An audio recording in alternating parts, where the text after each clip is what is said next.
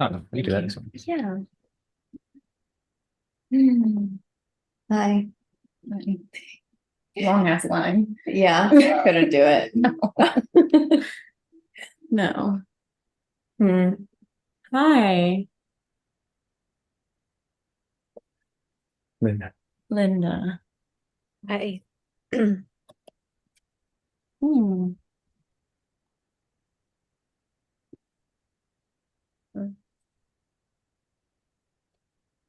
I like your shirt. Thank you.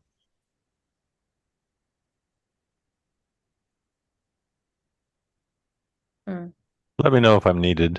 I'm gonna take a nap. Wanted.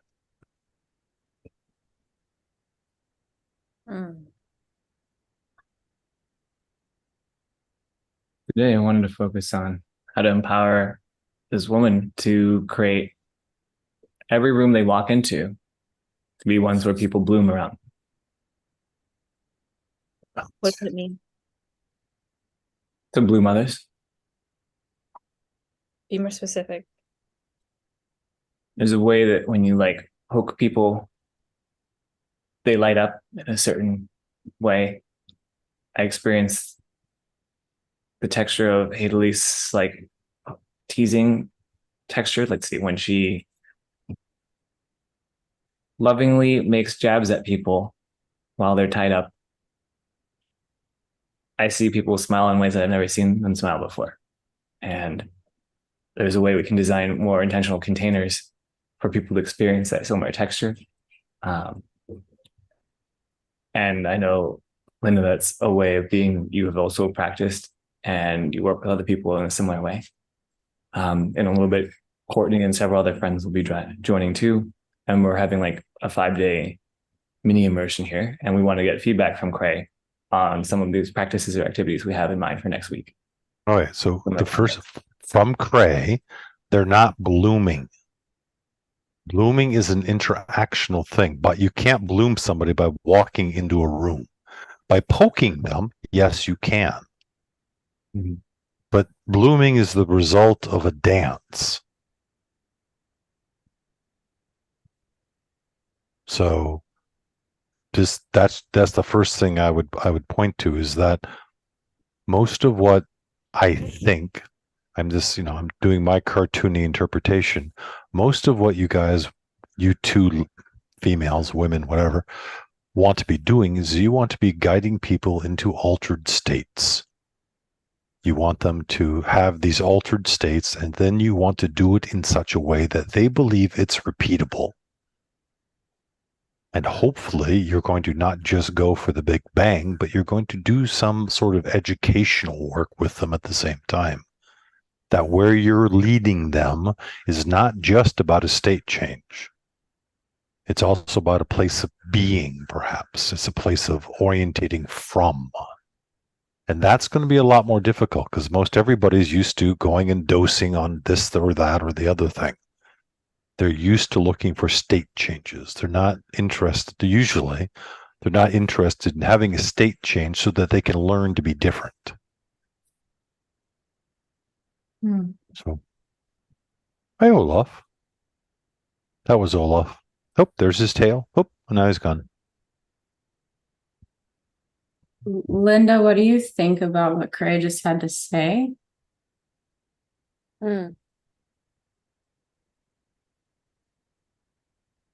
Well, I didn't have a resistance to it in my body, which probably means I agree with it. Oh, ooh, you're being, oh, Jesus. Yeah, what do I think?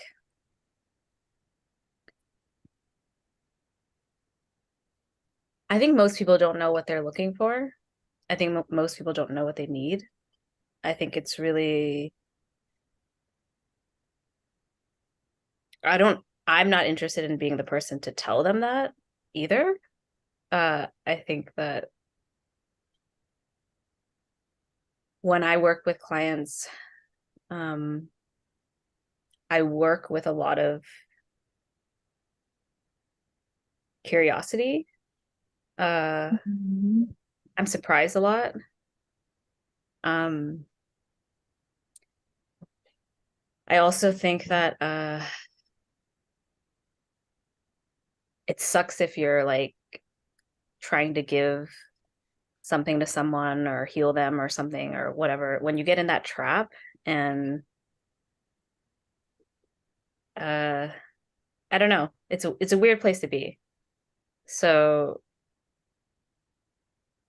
Okay. I'm curious about, Alton spoke on your behalf as he does, but what do you want? Are you asking me? Yeah.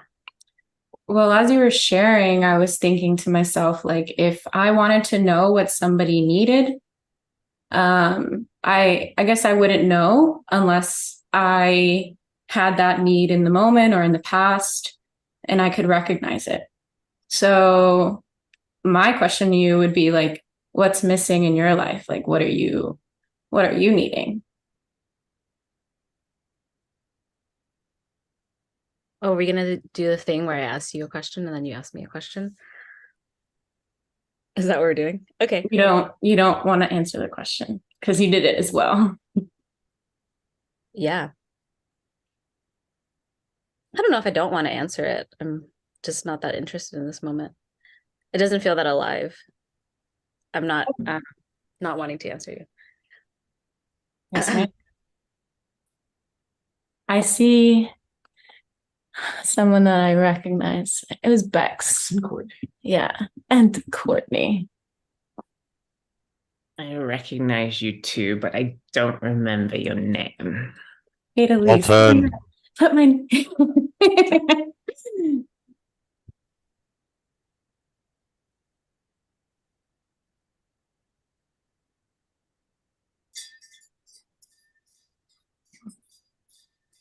Hmm. Hmm.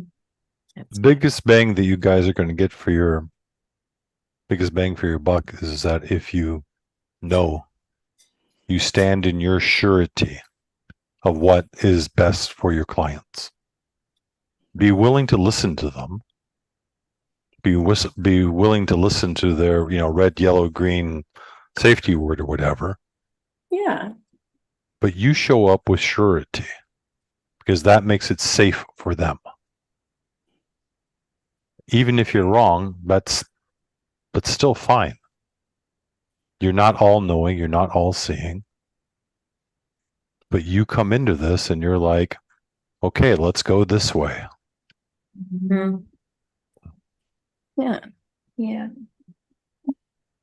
What do you, Craig, what do you think, or anyone on the call, what do you think about two DOMs operating in the same space? Like in the same container?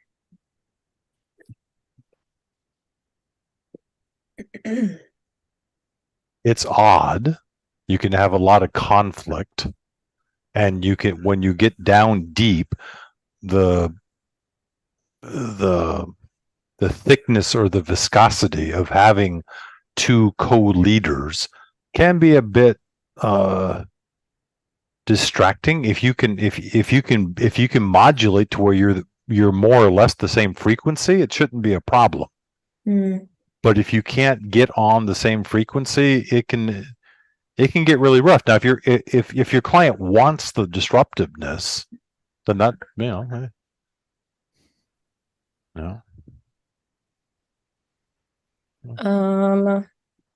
If these two DOMs are like on the same level, I can see it being disruptive. But what if there's an agreement that one is in like, let's say, top dog position and the other one's in a supporting role, but still holding the container? Try it out, see what happens. You're not gonna, if you're gonna try something out, just ask for volunteers. You're not gonna have a lack of volunteers. Okay, and be really clear. Hey, we want to try something out, and we're not going to charge you for it. Okay, Craig. So we just before we went live, we talked about a reciprocal exchange, and now you just went back, and now we're talking about volunteers. If you're trying to learn something new, if you're practicing, Yeah. Not if you're having the clear intent of, hey, we're trying, you're going to get bonus points.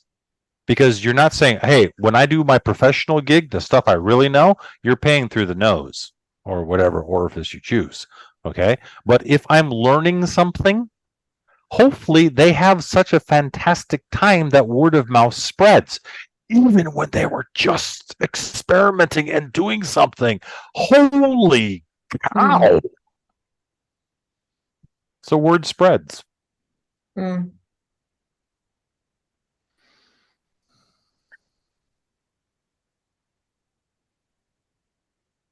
Mm.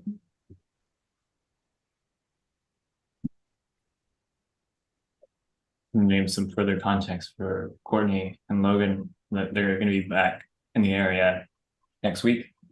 But Oh. she's also wanting to get some feedback around, it's Friday actually, as soon as for Logan, around Courtney generated some context that she wrote on Messenger as well, around having a retreat type format here at Skyway. Courtney, can you talk more about that? Did you say you're asking for my feedback? It's actually from Cray, but you would be one of the people who would be learning from that, and it's helpful for us to see your expressions and reaction to. Right. I'm interested in participating and giving Yeah. my feedback during and after, if that's what you mean. Yes.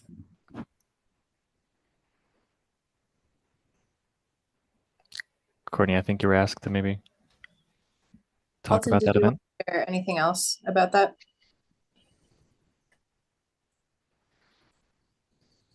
I have it that you wrote a very crisp proposal that speaks exactly to all of the areas that I'd love to see more in this home and everywhere I go, and having a set of practices and a crisp format, and they come from and an ultimate intent that is met through all of those. You enrolled a specific group of people, and you made a concrete request of myself to support in that using my comparative advantages and leaning into yours. And so that has me very resourced to want to support that and to allocate more time or focus effort towards that, like here now. Yeah, I had proposed a specific schedule for the week beginning on Tuesday. So Monday there will be a gathering at 7 p.m. And I've invited specific women to that. Hey, Ellie. And then starting Monday morning at 8 a.m., we'll have a gathering for anybody that wants to participate in that day's activities. 9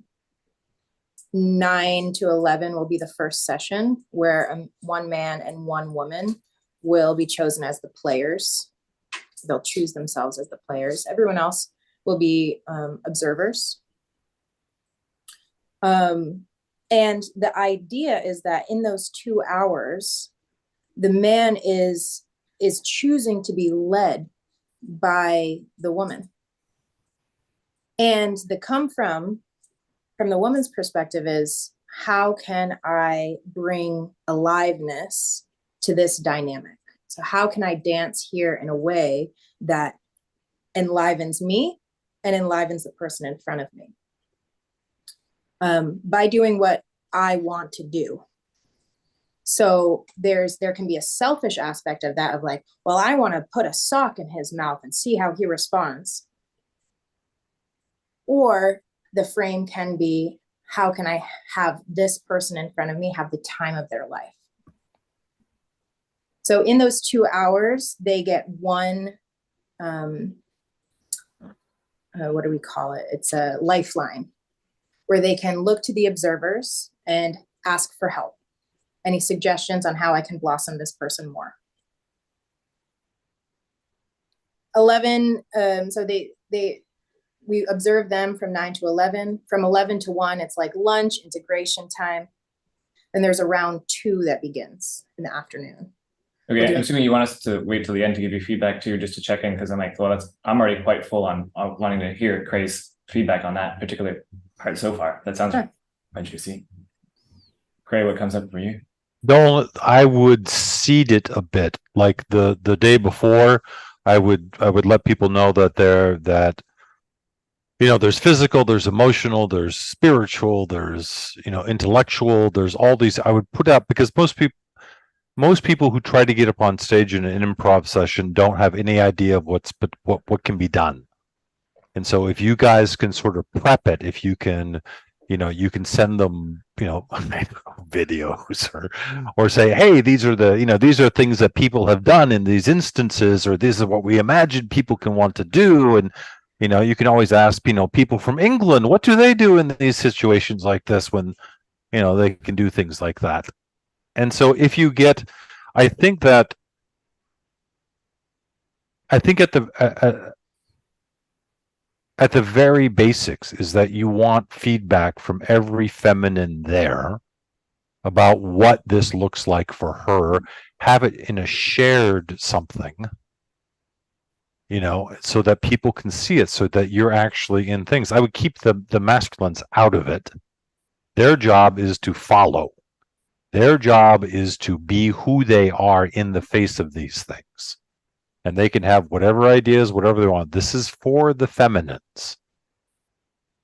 And so the masculines trying to do their damnedest. If they get triggered, they get triggered. If they don't get triggered, whatever happens, it's fine. It's the job of the feminine to see where she wants to get big. Some feminines are going to want it in the sensuality. Some are going to get anger. Some are going to get, maybe somebody wants to read Kant to the masculine. It's wherever you want to go. And so the feminine gets to have the experience of saying, this is what I want. Granted, there's a group of people, given there's a person in front of me, given this context, this is where I'm going to go. And they get to see the roller coaster of it. They get to see it good. They get to see it bad. Halfway through, they get to say, hey, Allie, hey, Courtney, hey, Linda, what do you think about this? How it's going and whatever. Logan, keep your mouth shut. Thank you. Da, da, da, da, da, da. And so it's a feminine thing about women finding potentially a new way of being, and also being an assist. So you get this wonderful cauldron, this wonderful, I don't know what you call it, thing of this feminine energy, knowledge, experimentation, dance. And the guys, the masculines, get to see what it's like to actually be in support, to actually try to be as authentic as they can, given the experience. There are boundaries. You can't hit anybody. The masculines can't hit. They can't strike up. They can always say avocado.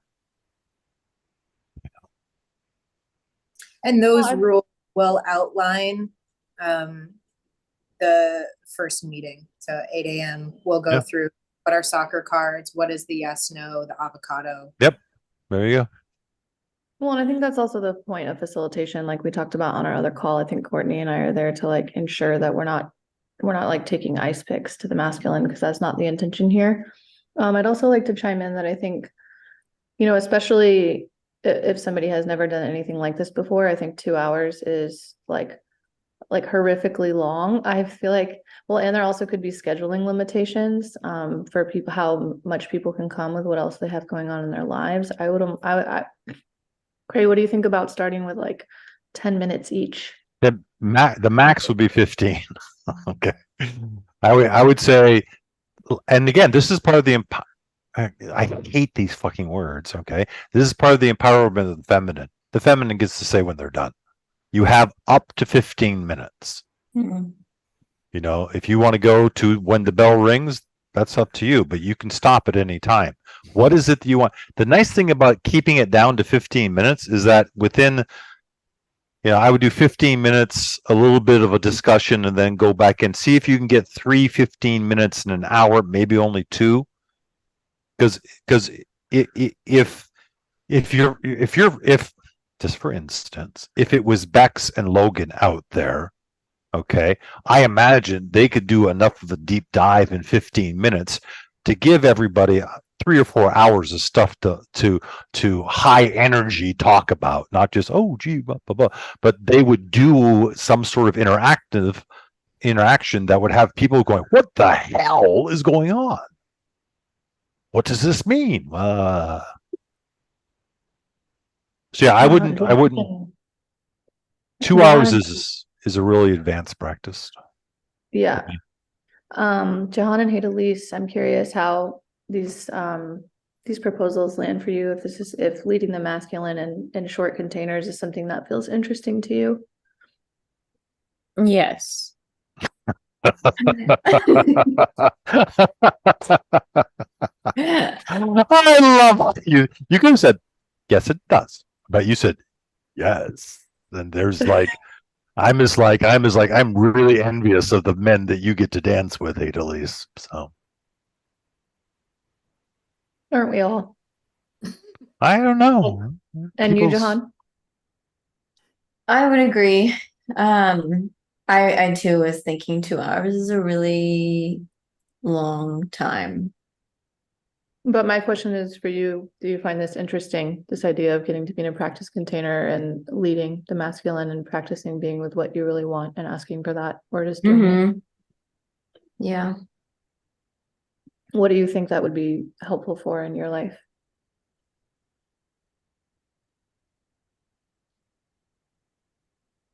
It's probably the asking for what I want, but I'm also curious if it's like really a container. Are we asking them to completely lean in and give us what we want? I And guess- then if not, it's like a final say type of deal, or is it something else? Are we really like dancing and trying to I heard from It's- Cray that men just show up how they're going to be, and then It sounds like it's to each their own. Like, yeah, I see a nod from Courtney. I So think the whoever's like in front of intention you. is for women to lead and for men to be there to serve the women being in leadership. But I think that's as explicit as it gets, and like Galton just said, the men are welcome to show up in their authenticity as well. But I think that that's the intention that's holding the container of what's happening. So I wouldn't describe it as being as rigorous as a final say.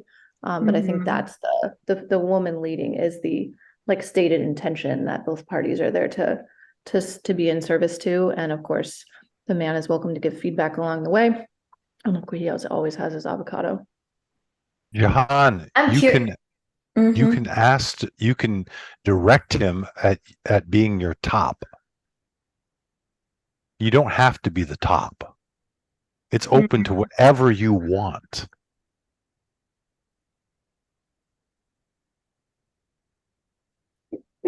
Okay, that's helpful. Yeah. Yeah. Like and you leading- can top from the bottom is what you're saying. Kind of. when do you not, Jahan? That's true. I'm wondering how this is different from what I'm experiencing in relationship right now. Like, what would I do differently? Because no I'm idea doing what that you're now. I'm supposed to doing that know. now. So I'm like, what? Am I just more of asking for what I want? Or is it something Jahan, the else? idea is that you're practicing Slow down. being bigger. So where are the aspects of you in relationship that you still feel like you need to tone down or be quieter about? Hmm. So this container is about making louder and bigger those desires of which you tend to kind of withhold, contract around out of fear of scaring the person in front of you. Well, and experimentation in a container, because if you're in real life, in relationship with someone, there can be lasting impact from experimenting with being bigger. But in a container where this is the stated intention, and if someone's your practice partner that's not a partner or not a romantic partner, for me, that helps create a healthy distance that allows me to feel like more safety in trying different things on than I might in real life relationships.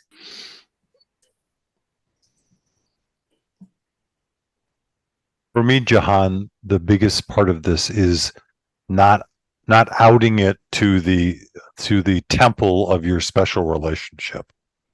This is in a group, Yeah. and this may be generational, but asking your lover, for instance, to spank you harder or to choke you is very different than doing that in a group, to me, because I'm outing myself to a bunch of other people who are not my special relationship.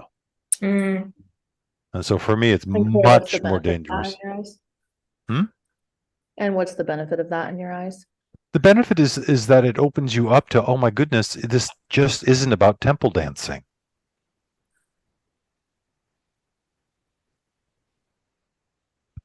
You know, that the things Temple that you dancing is think, like dancing in a temple, or like easy to meditate in a temple. Is that the reference? I don't. yes, yes. It's easy to, I mean, it's easy to meditate in a temple. It's really hard to meditate in a marketplace. Most of us don't live in temples. We live in the marketplace. And so this ability to, if you're setting up, compartmentalizing this little container where you can be this thing in the temple, is that where you want to keep it? What happens if you bring some of this to your real life? Like I would hope that if you learn to be able to ask for what you want, that's going to bleed into your real life, however dangerous it might be. Mm. Ms. Bex.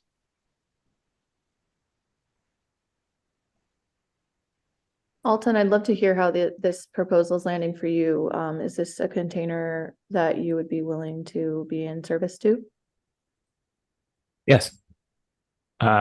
Reading Courtney's description and hearing Cray now and knowing that I don't have to do anything different other than make space for it, and having heard Cray speak to how women are going to be the ones that will shape the culture, because you have like the unique sets of things that men will consistently bend over backwards to get, and given how pussy whipped most of the world seems to be by default, you will be the ones that will shape the future culture. And this seems like clearly a way to evolve and move our consciousness up a rung. I don't know what else there would be that's like more important than this, and that you're taking that on and leading that makes it even more attractive, both you and Courtney. Thank you, Alton.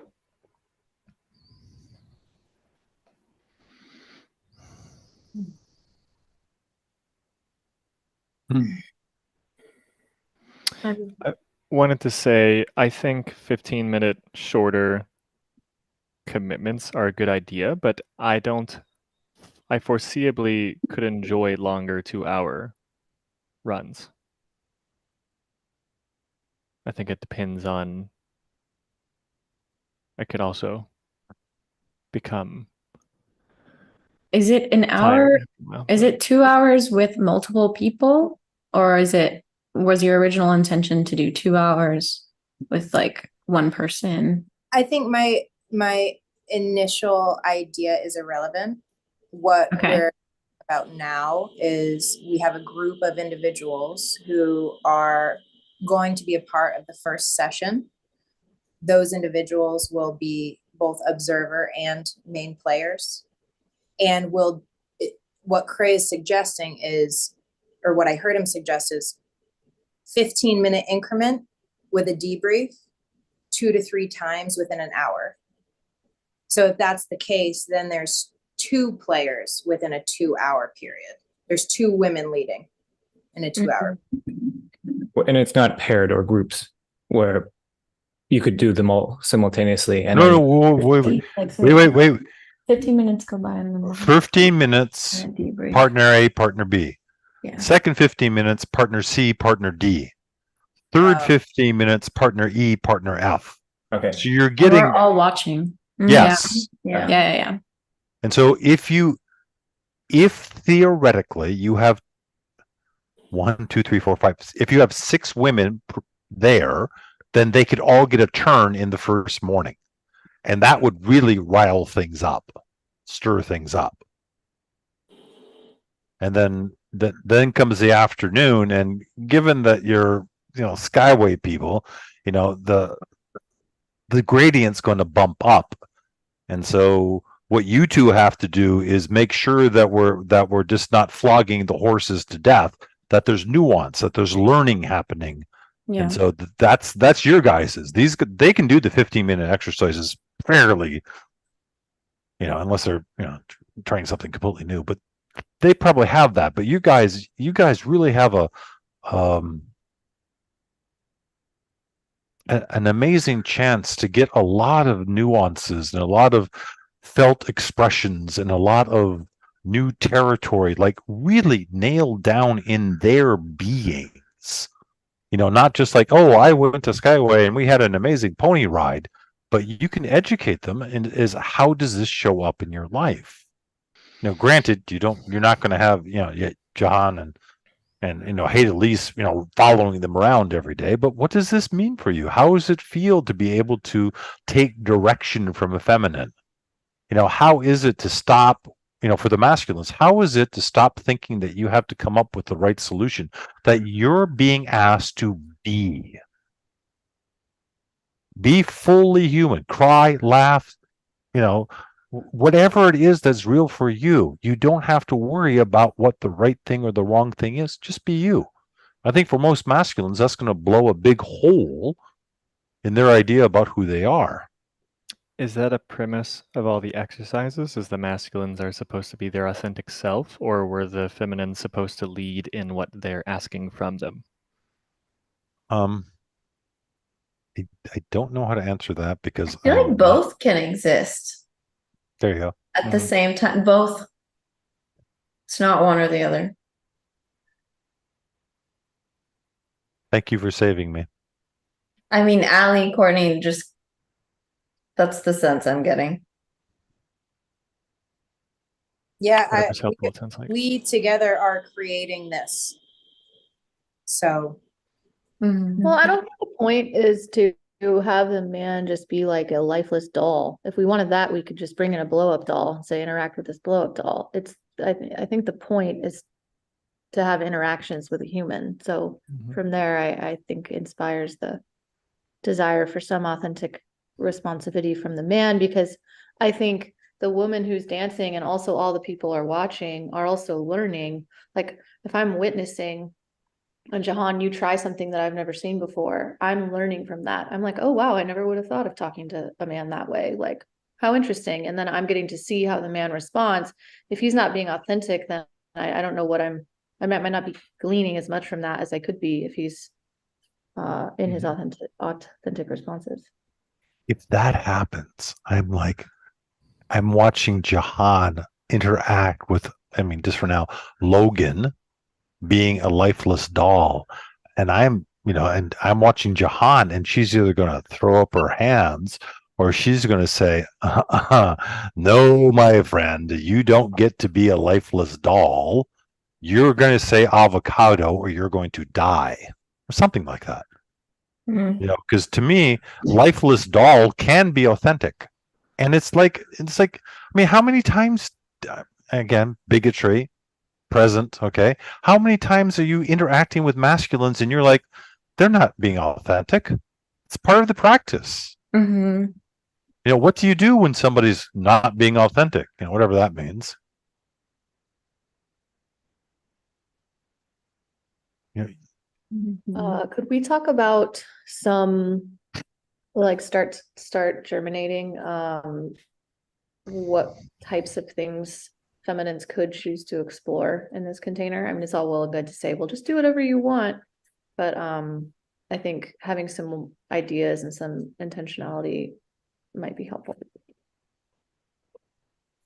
It feels like I've been brainstorming what I could bring, and like I'm also reminding myself that whoever's in front of me, like I could always ask them questions to like get a sense of the thread that I'm pulling at for feelings of like aliveness and those feelings. But it's I think I'm with like this intention of like, if they're there to serve me, there's a little bit, it's different, because at least in like services that I would want to, like when I want to be of service in a dom role to someone, it becomes not about what I want from them, but about like the co-creation, and my attention is on them and like what I'm getting from them and how to move them to this other space. It becomes kind of uncharted. And at the same time, like it is good to have like general ideas of what I could bring that I might want to explore if they don't have anything and they're a lifeless doll. Well, I'm like, okay, well, I'm gonna use you for what I want then. And they're gonna learn what that feels like as well. So that in that sense, I'm like, what I've brainstormed on is like there's tenderness, there's vulnerability, there's like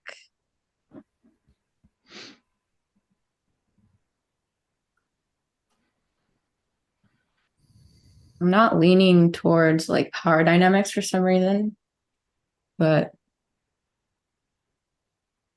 So I'm going to interrupt. Tell me to shut the fuck up if you want. Okay. So this, Courtney and Allison, this is why you want to have basic building blocks, nuances laid out. You want to have things like your premises, all relationships are transactional. There's always a power dynamic coming on. There's always manipulation happening. Those are your very basic things that everybody who comes to the thing says, yes, for this container, we're going to play with these things. Then you're going to get down to the next level. Then you're going to be like power up, power down, soft, hard, hot, cold. And then from those, you're going to get down further. Like for hot, you can go anger, jealousy, rage, just name all the hot things that you can practice. And then all the cold or the soft things that you can practice. What does power up look like? Power up can be like, I'd like you to do this, versus like get down on your knees. Okay. And so again, I don't know what your audience is, and you can, in your introduction night, you can say, you can come up with some stuff that in the culture at large, these are things that feminines are told no, no, no, or you're telling them to say yes, yes, yes. Now, can I use you, Courtney? Yes. All right. In Courtney's culture, being this sexual teddy bear thing, she can explain that to you later. That's up front for her. She doesn't need any practice at doing that. And so you also probably want to have people identify where they're easy, what's usual for them in relationshiping with masculines. So that will give you something that if you want to try, you don't have to, but if you want to try something different, how would Bex look over at Jahan and say, what would Jahan do in this situation? What would happen if I put on a little bit of the Jahan suit? You know? Yeah. So. Yeah. Now I'm asking myself what comes easy to me. Yeah. Jahan or Hadelise, don't go there. Like, don't do that. What comes to mind? Yeah. Don't do the easy thing. If you want to, just for fun, and giggles, fine. But if you want to take a good cut at something, do the thing that you don't normally do. I think what comes easy to you, Hadelise, is soft power down. Power down. In how Cray just explained it.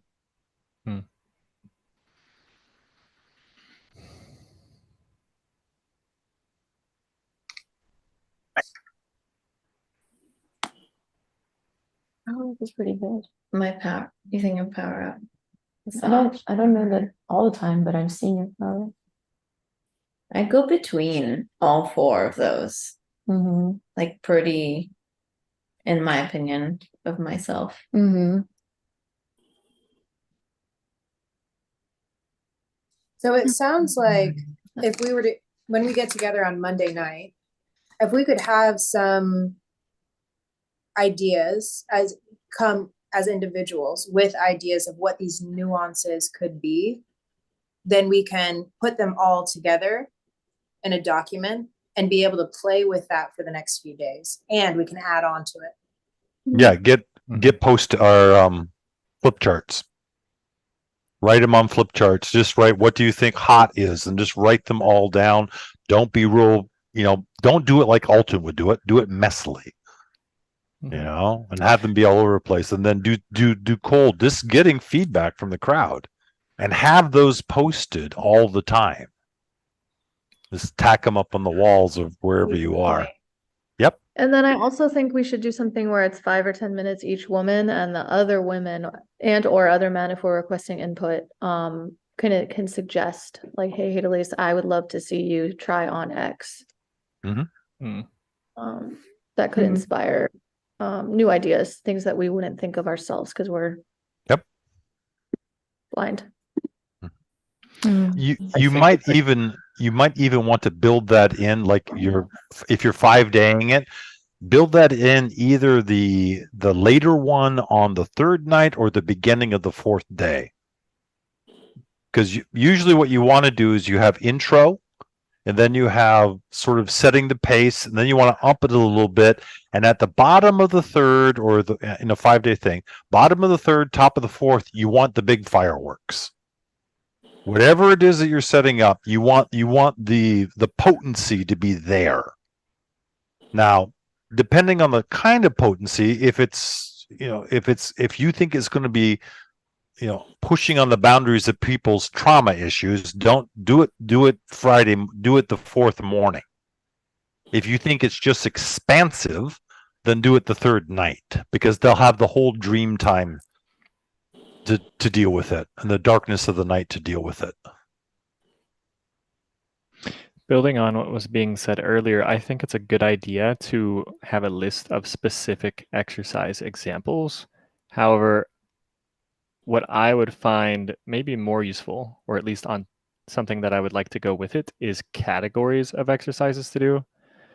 So it sounds like Hadelcie is saying that they aren't looking for an exercise with power dynamics and maybe more connection or vulnerability. And so those in themselves are two categories of power dynamics, which I know I would personally benefit from exercises doing. And connection and vulnerability, I can imagine, is a good category for those that have trouble expressing themselves or with anxiety. That could be another area. Yeah, yes. And those, like, that is a power dynamic. So it's like inherently all of these things have power dynamics. So it's like the vulnerability, for example, like being vulnerable, that's essentially like being, at least to someone else, or it's like being powered down in a sense, or like just being, you're vulnerable, you're literally vulnerable to attack or whatever the fuck. So that was what Cray reminded me just now.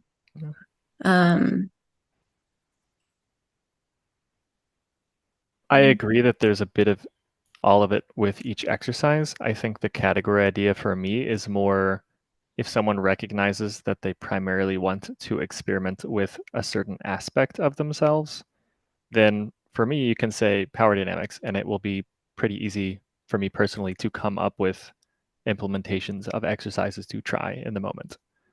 Practice, Hadalise, right now. What would it? Practice with Logan right now.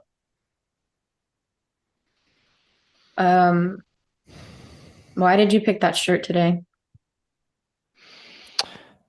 It was on top of the clothes pile, and it's pretty.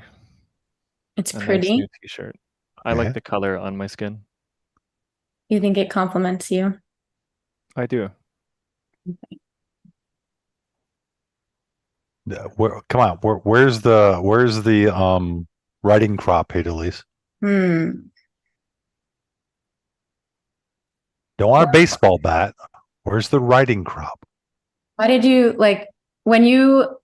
did you have a plan for picking out this shirt today? Like, you looked at your stuff and you were like, that shirt, right?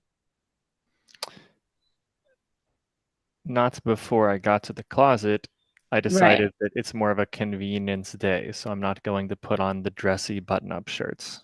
Right. And So this is why I don't want to have any exercises planned out the way that you just suggested a minute ago, because that's how I want to approach these things in this like container. Like I don't want to have in the an moment. exercise that's written out or like choosing from an exercise specifically.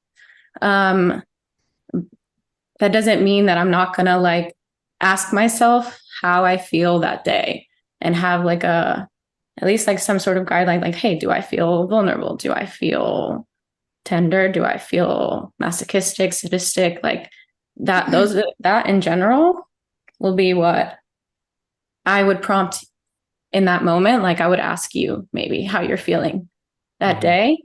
And then come up with an exercise in the moment. Yes. I like that as well, which is why I recommend the category idea to give people examples of things they could do. I think that the list of specific exercises could help with people that just don't know what they want to work on right now. But personally, I would like to, in the moment, make some decisions as well. You can do that. Right. So this is a dynamic. The 15 minutes is going to run out. And then one of you two, I hope, you're going to figure that out, is going to say something about that from an externalized witness thing. And you're not going to make it good or bad. You're just going to point out what you think the signifiers are. And then there'll be a little bit of a discussion. And then it'll be like next contestant. All right. Another thing that occurred to me just now is that the men, everybody shows up for, what was it, Monday night? The first night, Monday? Everybody signs up for Monday, and you explain this all and say to the men, okay, the container is from 8 o'clock every day. The container is from 8 o'clock to, whenever it is. If you're agreeing to this, then you're going to show up to be led. And so every morning, the men have to agree. I would even make it formal. I would draw up a little contract about what this is for the masculine for the duration of the day. And they get to sign it. Okay.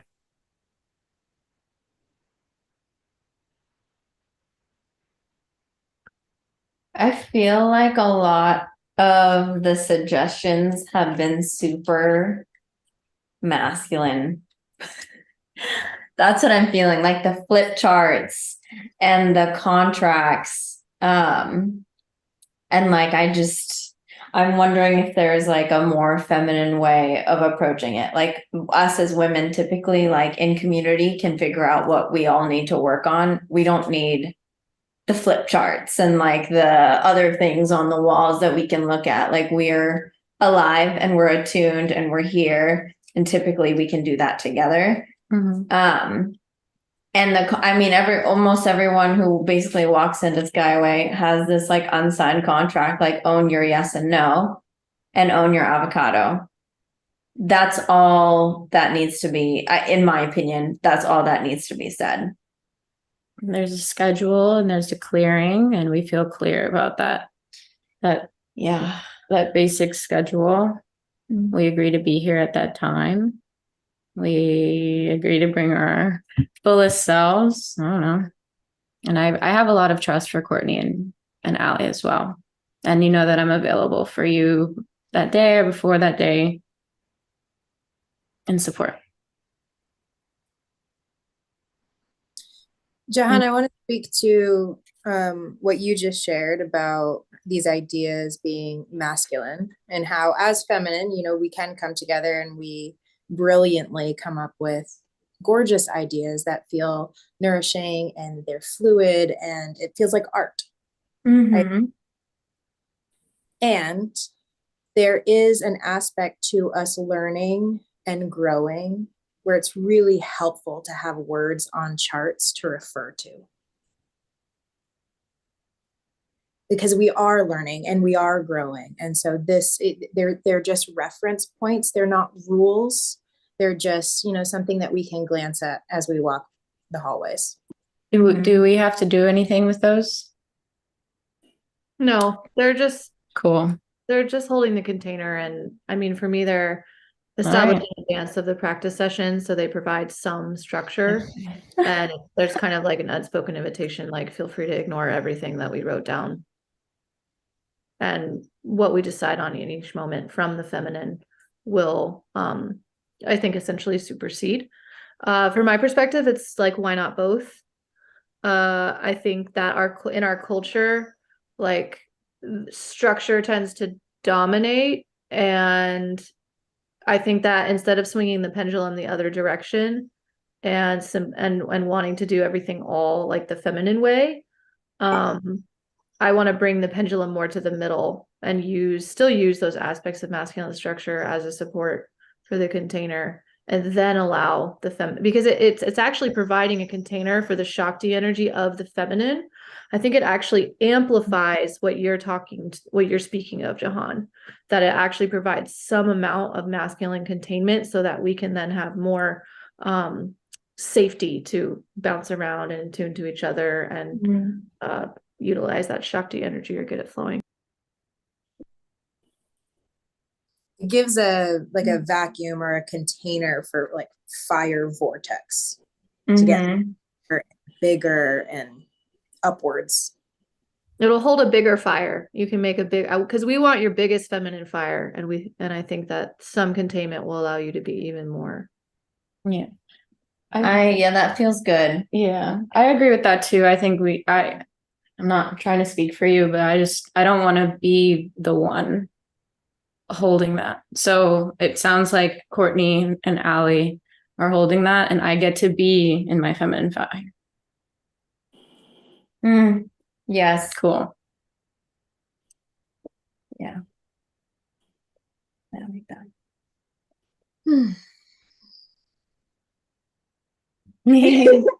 I'm imagining myself riding on a flip chart right now, and I just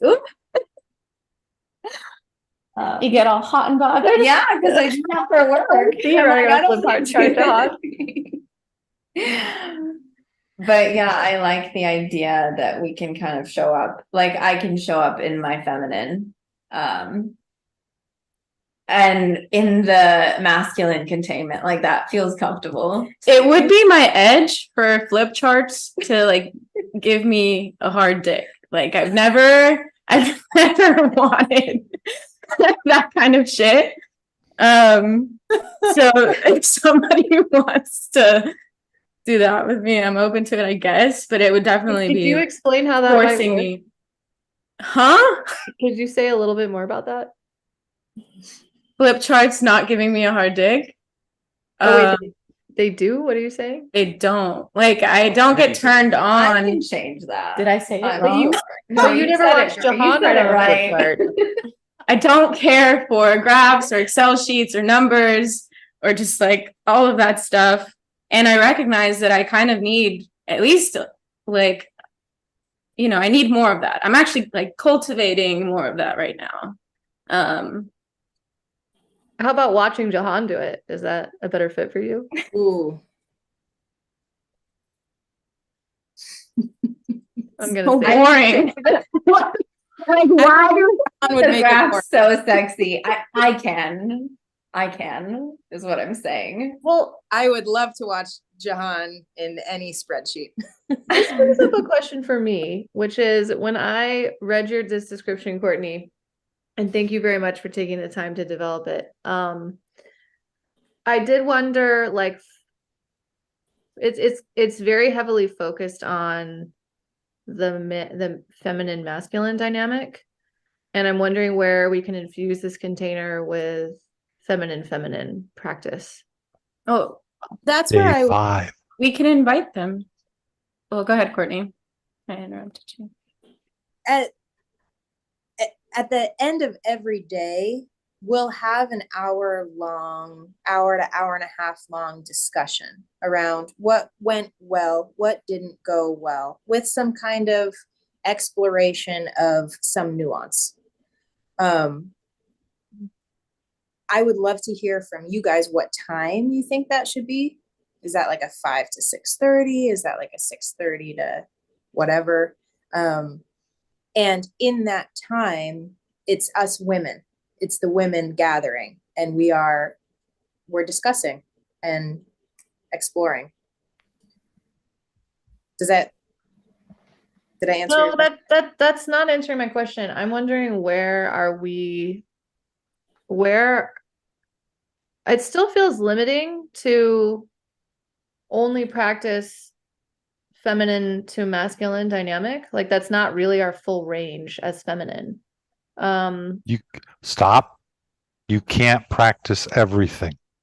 The reason that you have a workshop is to focus. The reason that you have upper body days versus lower body days is so that you can comfortably focus in on something.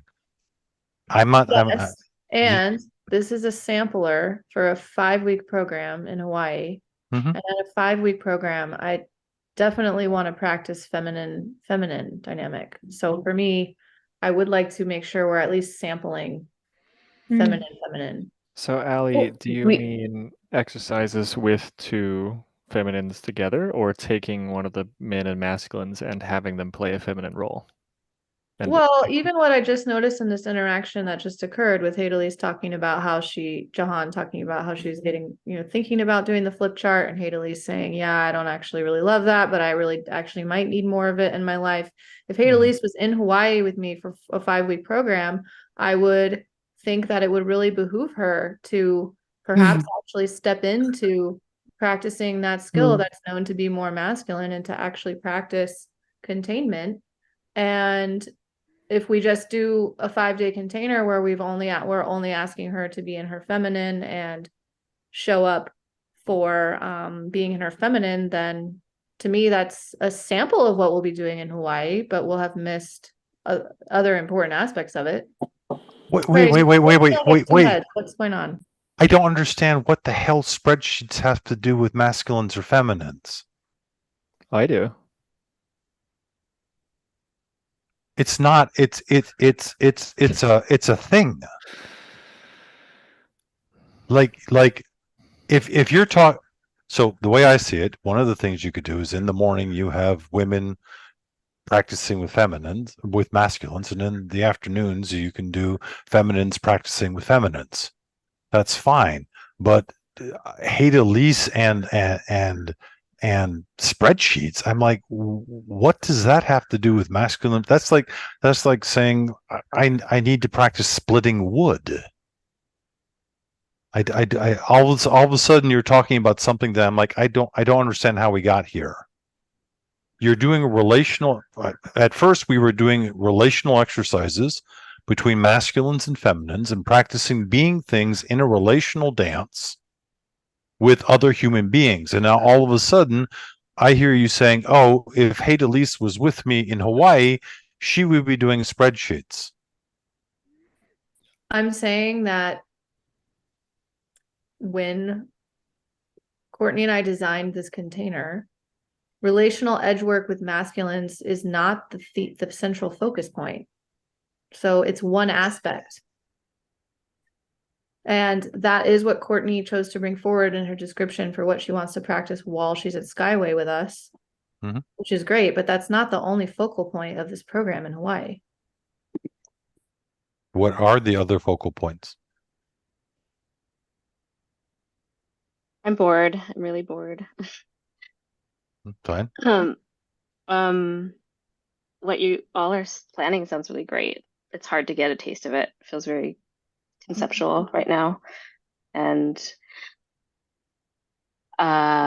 maybe I want to clean my room or something. Is it gonna just be like this for the rest of the call? Who knows? What would you Yeah, rather it be, Linda? Well, Tim is on the call. Tim, if you could unmute yourself. Hello. We were on a retreat over the weekend, a self-led retreat, and Tim said his favorite moment of the retreat where he felt like everything was going to turn around and be okay was when I kitchen domed them. I kitchen domed like maybe 4 or 5 men to make breakfast. And I don't really understand like what it was about that moment, Tim, but I'd love to hear you tell me. Yeah. I mean, the thing that I loved about it was that I didn't want to help with breakfast. I was going to go work out with the rest of the crew. But when I realized there's an opportunity to like play with you, and I got to just do whatever you told me, not worry about anything else, not take responsibility for any of the other parts. And if you gave me more than I wanted to do, I would just tell you I didn't want to do that and give you some of it back, or wait for you to take some of it back. And if I found something that else that should be done, then I would, and I didn't want to do it, then I would like it. So I just felt like I got to play and do what I wanted. And somehow out of that process, like a very beautiful, the most beautiful breakfast. It was sort of like the biggest act of sort of like love from some part of the group that was there to the rest of the group. And it felt like a turning point, as I said. Cool. So, Linda, I have a question for you. Yeah. What would you like this audience to experience with you asking Tim that question? I wasn't thinking about that. I just actually wanted to know that from Tim. So why? and I don't know. There's no problem with it. Like, I'm not saying that it's good or bad. I'm just curious, why ask that in a group setting when you could Facebook message him? I just wanted something different quickly. Okay, so this is where I get into a little bit of a problem. Linda's not stupid. She's not a Tourette's person. Right. There's a part of her that's seeing this go a certain way, and she's saying, I don't know what she's saying in her head. It sounds like, I don't like the way this is going. To me, she asked Tim to reference something else that happened, which I don't see how it connects to anything that we're saying. You know, Tim had a lovely experience. He saw God because he was kitchen domed. I'm like, what does that have to do with feminines exploring their edges, or males exploring being of service to, or whatever? So I'm like, I'm unclear as to what's happening here. And that's fine. You know, when I sit down and try to talk about building something, yeah, it's theoretical a lot at first, because for me, it's helpful to get an outline of what I want to come out of the factory before I actually build the factory. Yeah, and you know, if this call is about something that you all are planning and could be present for, it's like there's no problem for me. It's just like I'm not really in it. So like basically I just wanted to name that, like, then leave. I can totally leave. Yeah. Yeah. But what you just did is hijacked this. Sure. And that speaks to, I think that's really interesting, that you're willing to hijack an entire thing here because of what's going on with you for you. You're not looking to educate anybody else here. You're not looking to do anything. You're demonstrating your power. Well, which is really interesting. I thought this was a relational call. So all calls are relational. With the context of it being a like specific planning call for something that you all are doing, that's beautiful. I just was in this moment of like, I should probably spend my time doing something else.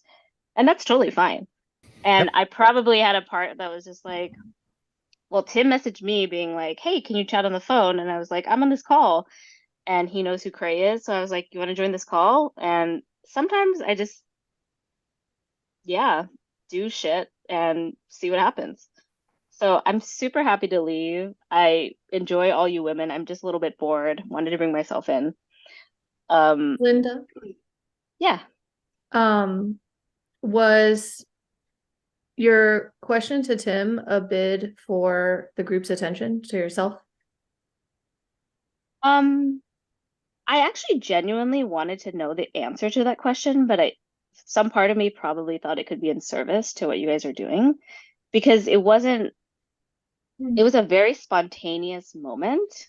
And that was like the most impactful moment of this retreat, which we had, I don't know, 16 people that are pretty high level coaches like offering things to each other. So when he told me that that moment was the most important moment for him of the retreat, I was curious about that. And we've been talking about planning versus emergence, right? Like the feminine and the wisdom of like what is actually just like alive in the moment. And yes, when you do plan a lot and you do kind of like have a lot of like, you know, it should be like this. Like in our retreat, we had so many things stacked and people were unwilling to like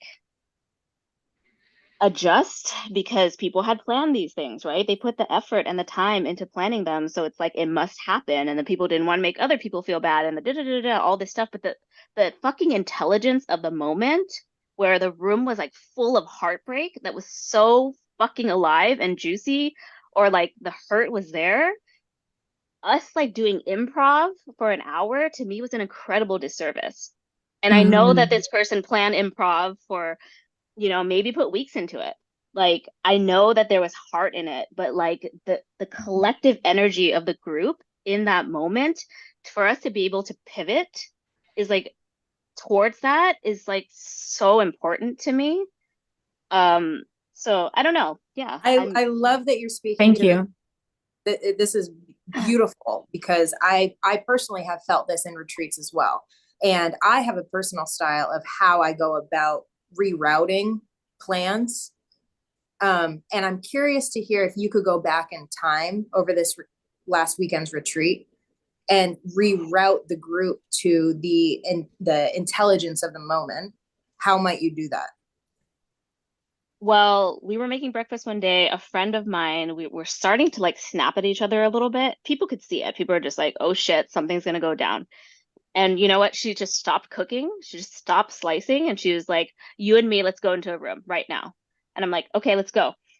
And we're talking about some hurt that we've had. We're clearing some things. Her and I are crying. It's super fucking beautiful. But some process is starting to happen outside because this is a pre-planned process that someone wanted to teach about something, right? Which is what people opted into and consented to and agreed to. I really wanted to bring everyone into what was happening for us. It was so fucking beautiful and profound. Like it was just like anything else to me was just like turning away from to like vulnerability and the heart. It was just like and I actually went out there and I was like, who's available to come into this room to hold her? I mean, she was in a really big process, but it was just I've always had this experience that there's these emergent, there's not enough space in these stupid retreats for like the emergent truth to come forward. And everything that I've ever enjoyed about retreats often happens off schedule. But there's not enough space to relish in it or digest it. So Linda, if it. you were, I'm going to interrupt you for a moment, if you don't mind.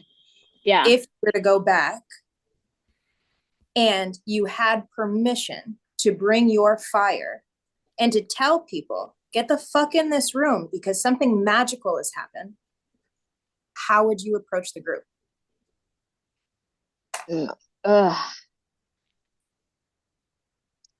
There's so many powerful people in that group. Like I feel like my pushes and kind of suggestions almost instantly are, no, but we have this plan. Like, what about consider this person, consider that person? But Linda, you just I don't know. So why couldn't you transfer that to a powerful group of coaches? What's the difference? I just feel like it's so, for most people, the like what we have planned is so, they're so attached to it and there's so much nicety around it and there's so much like basically I'm fucking something up and like not caring for others by doing this thing, even in this moment, like with this call, right? And what if look at the people, Courtney? Look at the rest of the group. You're doing it again. The group is your client, Courtney, not Linda. Sorry for being loud. Look at the group, Courtney. What are they doing? Sitting back. Yes, they're not paying attention. Why? Because in their mind, this doesn't involve them. It's not about them. It's not that it doesn't involve them. You're speaking about something that may or may not be relevant to them, but you're not speaking about it in a way that's grabbing them. The dynamic that you're talking to Linda about is very freaking real. Okay. Yes, she's talking about masculine sitting down and making the little compartments, and we will follow the program to the end. And meanwhile, everything's dying around them. I grant you that. Linda, are you open to a little bit of kind of spicy pushback or questioning? Sure. I'm hearing a flavor when you talk, and I'm curious if this feels true for you. When you first interrupted to speak and asked him your question and then share your story, I heard this flavor of wanting to emphasize how cool your project was, how cool your retreat was, how inspirational the people there were, as if maybe they're like better than the group that's here or something. And I'm wondering, like, I got a sense of you wanting to present yourself as like an authority of some kind. And it sounds like you had some wisdom to share, which is that you were wanting to share with us, you know, how important you think the emergent process is. Maybe you were suggesting to us that we create spaciousness for our retreat to make sure we have room for an emergent process. But I'm just curious how it lands for you to hear my reflection, that it felt like there was kind of a flavor of wanting to be seen as a leader in your kind of taking over the call. That might be true. I don't have access to that. It doesn't really land for me. I actually feel honestly a little bit scared.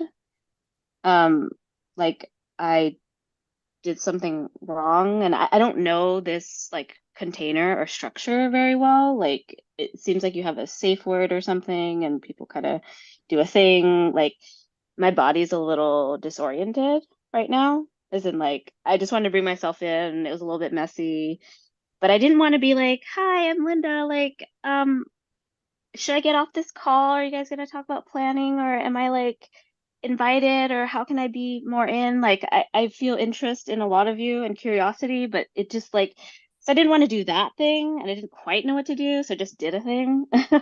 I love that. Thank you for being so bold. Thanks. Yeah, it is interesting to hear you say like something about coolness. I don't know. I have a lot of judgments about this group of friends that I was with. Actually, I love them to death, and like also what the fuck, like you're incredibly attuned in some ways and also blind spots. Linda, yeah. Well, Jahan and I are about to go, and I wanted to, before I left, I appreciated what you had to say about like the feminine energy and the like the moment, and that's exactly what I want to cultivate with these containers. So I appreciate that you had that to share. And before I go, I want to get clear on something that has less to do with this, which is, are we like, because there's masculine and feminine, and there's also dominance and submission. And typically, like lots of people associate masculinity with dominance and femininity with submission. And so when you were saying feminine to feminine or like whatever, I just want to be clear that we're making this distinction of like, sounds like women are going to be, you want, okay. So you just want a container where the women debrief together at some point. The suggestion was there are hours spent with a man and a woman dancing together. There are hours spent with a woman and a woman dancing together.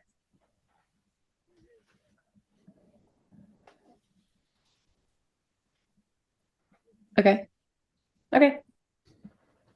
Yeah, because for me, if we're calling on the feminine to lead, if we're only calling on them to lead men, that's not the whole picture. I'd love to call on them to lead women as well. Okay, that's clear to me. Cool. That answers my question. Jahan and I are going to go. Goodbye. Thank you for being here. Of course. Nice to meet you. Nice to meet you.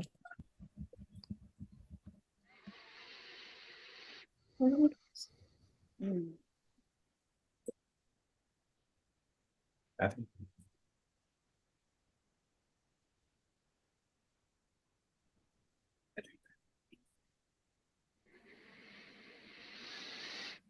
Timothy, I'd love to hear how all this is landing for you. Yeah. Oh, thanks. Yeah, I'm noticing some of the dynamics that seem different on this call than other contexts I'm used to. Feels it feels a little more jockeying. And that's not, yeah, I'm like, I noticed my system is like not as comfortable with that. It's like not a, I'm not as used to like sparring. So I'm curious to, yeah, I'm curious to see more, like see how it goes, what it feels like. It's also like one of the other things I'm noticing is that like there's a lot of like most of the sparring is sort of on the frames on different levels of framing, but also it seems like even when people speak impassionedly, they don't necessarily like like the other person doesn't always like submit, and they don't necessarily even follow up and to like see through the thing that they clearly had some sort of sharp opinion about. There's something I like about that. It feels like it allows some sort of flow despite the like harshness of some of the tone or language.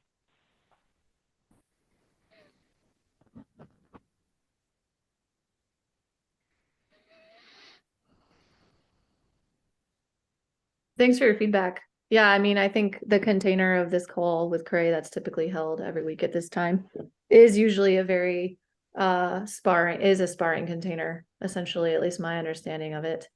And I do feel curious, Courtney, is this what type of environment, because we hadn't talked about this yet, what type of environment are we wanting to create in these 5 days at Skyway and in our container at in Hawaii? Are we wanting a sparring environment? Are we wanting a nurturing? I think it depends on the intensity that we want to feel. And that intensity, the ramp is going to be different in a 5-day container versus a 5-week container. Versus Linda, a what would be an interesting environment for you? Is this an all women container in Hawaii? The intention is to have, well, the most updated version, which we just decided within the last day or two, was it'll be 14 people total. And it will be that Courtney and I primarily holding the container, which leaves room for 12. And we'd like for 8 of those people to be women and 4 of them to be men who are participating specifically in service to the feminine in dojo terms as gym equipment. And we already have one of those been selected and we're looking for the other 3. Yeah, you know, having lived in that area, having been in a position of power and running a retreat center and like whatever, my sense is that area is very fiery. The island is already very fiery. Actually, like the Pele and her sisters had a lot of rivalry and conflict. Yes. I actually think it would be revolutionary for the women to be like deeply in support of each other, like beyond what it's kind of a fuck you to the men to not be fighting over men, to not be like yes, blah blah blah, like to really like it's almost the energy of Manifest, if you've been to Manifest, which is the yeah, it'll be coming back at the end of January, right before the container starts, actually. Yeah, I think there's something really revolutionary about like being a real fucking sister in a tribal way to other women. And yeah, it's almost like the adolescent men or the fuck boys that like kind of are doing their thing, like in the face of like multiple women in their power and supported by each other, Yes. like unquestionably, like really grounded in that, that would be really revolutionary, in my opinion, especially for that area in my experience. And I'd want something at least in the vein of that. Like I'm not really interested in sparring with women and coming in and kind of like, you know, doing a thing and like doing, I don't know, kind of the maybe basic polarity things or whatever people are doing. How are you going There's to deal with the already conflicts then? Women will have conflicts. Men will have conflicts. Women and men will have conflicts. Men and women will have conflicts. You can't just support people. You will have differences of opinions. How do you dance with that? If you're a feminine who's been told to keep her fucking mouth shut for an entire life, how do you train her to get past those restrictions? You can't step into the largeness unless you deal with the constrictions first. If you're a racist, you can't just be dropped into the people that you have racism about and say, I'm going to be good. You have to deal with the trauma first. Well, my interest or buy into this would be not racist in your opinion. So like in your example. Yep. I would not be in a container with women that are just learning or not getting it or kind of just like wanting to fight with other women. That's a no for me.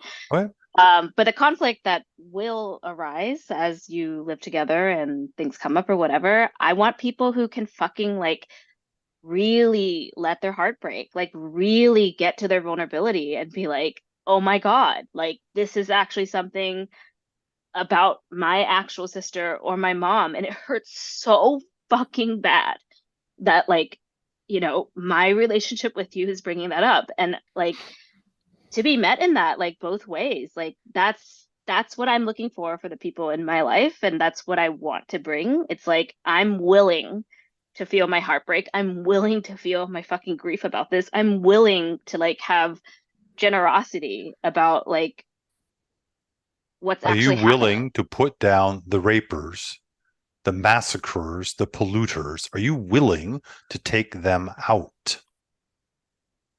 What do Don't you mean understand what now? you're saying. The people that by your definition are doing the horrendous things, are you willing to take them out? Take them out of what? Kill them. Are you willing to stand up and say, you do not get to cross this line? You do not get to hurt another person. And they're going to say, I'm doing it anyway. Being open-hearted and full of grief is a great thing. It's not going to get them to stop doing what they're doing. You have to be able to be as strong as the perpetrators. I don't know if I'm willing to actually kill someone, but I'm Yep. willing to do a lot. Right. Probably including that, just depending on the circumstance. And Linda, for Linda, me- go ahead, Craig. for me, I'm in my little arena. You have to be able to go back and be as strong as the things that hurt you. Yeah. And if you can't, and again, you don't want to do Stockholm syndrome and become your perpetrator, but you have to be as strong as it. You have to demonstrate that ability, not only to hold your grief, but also to be big enough to stand up so that they back down. Yeah, I agree with this. And so, I'm not sure I agree for what it's worth, but man, do I just want to launch on you, Timothy. you're Man, welcome to. nope, I'm not going to. I'd like to speak, Linda, to what you said about the sisterhood. That is a big part of the original intention of this container, at least when I first started thinking about it. And it actually wasn't until the last day or two that Courtney and I even considered bringing more men as dance partners. Because for me, and one of the reasons that the gender ratio is still going to be predominantly female is for this reason of, to me, a lot of waves of femininity or the feminism have been about men. Men doing something wrong, men taking control, men having power they shouldn't have, men doing things to women. And that doesn't really interest me so much. I'm interested more in, okay, it's 2023. We're here now. How do we want to show up with each other in sisterhood and create the lives that we want to create? What type of women do we want to be? Let's explore the full range of being feminine.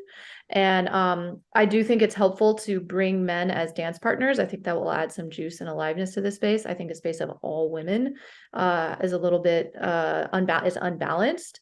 So that's the intention behind bringing a few carefully selected masculine dance partners just to add a different energy into the field. But ultimately, I'm wanting to host a space that has a nurturing energy, because that is an aspect of Shakti, or the Divine Mother. But I think within that nurturing is going to be Kali, is going to be Pele. There is the fire that's going to come up. There's this very real heartbreak. There is going to be sparring, but the sparring has to rest on a foundation of nurturing.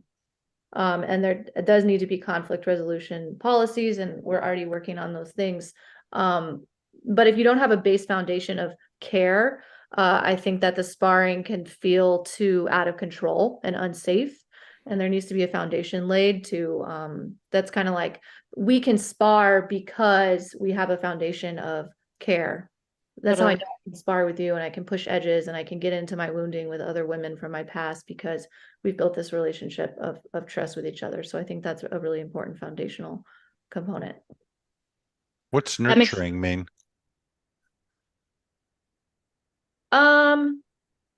Well, Cray, I really loved it, the immersion. I actually felt, I don't know what your intention when you hold an immersion is, but my experience of your immersion, I was actually shocked at how held and how cared for I felt.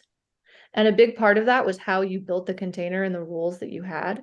And one of those rules that touched me the most was the way when you're in an exercise with someone in a room, if you say avocado, the person you're doing, like I avocadoed Moritz. He was the first person I had an exercise with, and I avocadoed. He immediately left the room and found somebody else to come attend to me. A woman, actually. He left, he got a woman, he got SJ. She came in and attended to me. And I don't know that I've ever felt so held in being able to touch this painful place within myself that really needed to be addressed, and trigger that really needed to be worked through. But the support was there for me to do it. And to me, that's a part of and there were other times throughout the immersion. Like one time I did an exercise I went to a room with David and Mike was trying to work David through something. He wanted me to be able to show up and speak to David in my anger. And I did that. And then Mike took me right back out, and he put me in JJ and Christina's laps, and he said, "Can you take care of her? She needs support." And there was a feeling of care and nurturing in that I'm wanting to bring to this container in Hawaii. And I'm hearing you describe exquisite care and exquisite noticing, nuancing. And I'm still not clear about what you're pointing at and saying this is nurturing. What about that experience? I don't understand what you're talking about when you say nurturing. Yeah, thank you for the question. I imagine that's a great thing to reflect on. What is the difference between care and nurturing? And I'll definitely spend more time with it. For some reason, certain aspects of certain parts of care are coming to mind, like even something as simple as offering someone a meal, or saying, "Hey, sit down. I'll cover your dinner duty for you. You take a rest. You take a break." There is an aspect of like Divine Mother energy that I'm wanting to bring, that I think will allow people to melt into their cocoon even more if they know that they can have the space to rest. If I can fall apart because someone's going to take care of me. If I turn into a puddle on the floor, Linda's going to make me dinner and I'll be okay and I'll survive till tomorrow. That to me, there is a certain Divine Mother quality of nurturing. Yeah, you and me have very different ideas about Divine Mother. So. I'd love to hear yours. I've never spoken of it until this moment, and I'd love to say more about this idea. I also have a question for Ellie. So in the nurturing environment you are aiming to bring, is that it's more women than men. So is there an equal balance and that you desire to bring the same nurturing to the women as the men, or Well, one? everyone in this space needs to be taken care of. Right.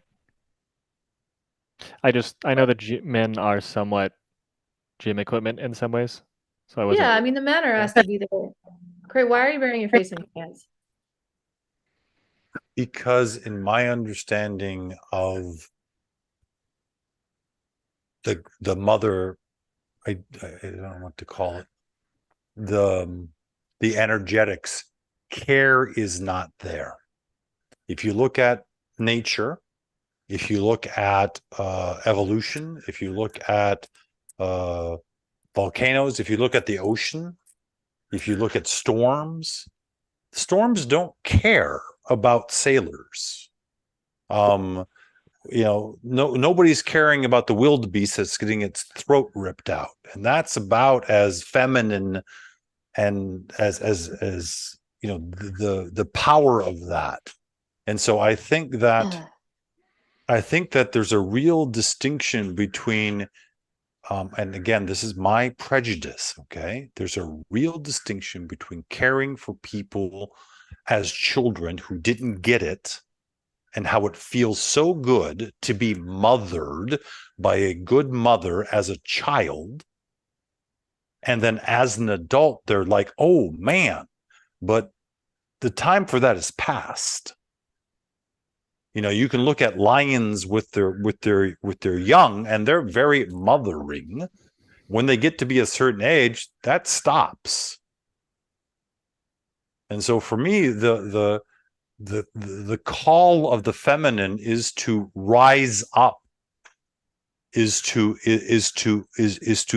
fill out, is to I mean, this is again, this, yeah, but it's